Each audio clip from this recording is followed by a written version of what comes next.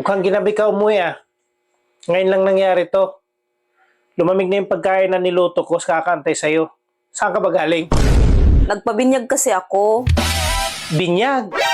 Anong binyag? Di ba nga, hindi ako nabinyagan ng mga magulang ko dati.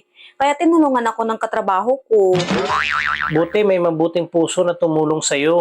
Dapat matuto ka magpasalamat sa kanya. Oo nga nakalimutan ko magpapasalamat. Alam mo, pag tinulungan ka ng isang tao, huwag mong kalimutan magpapasalamat. Saang lugar ba kayo nagpabinyag?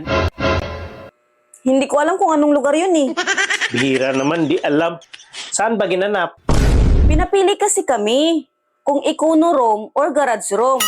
Ang napili namin, garage room kasi maganda raw yun. May pag-garage-garage pa kayo Ang ibig kong sabihin, saang building ginanap?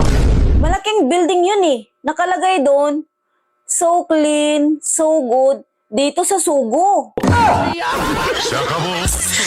Mapera yung tumulong sa'yo. Kasi may pag-garage-garage So nabinyagan ka. Sabi, nabinyagan na daw ako. Bihira na naman. Hindi mo alam na nabinyagan ka? Sabi, nabinyagan na daw.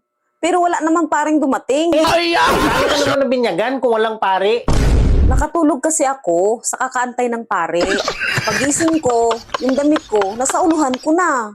Bakit nasa uluhan yung damit mo? Ewan ko.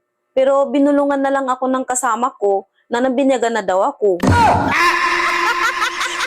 Hindi mo ba tinanong sa kasama mo kung bakit ganon? Tinanong. Pero sabi ng kasama ko, tinatanggal daw talaga yun pag bininyagan.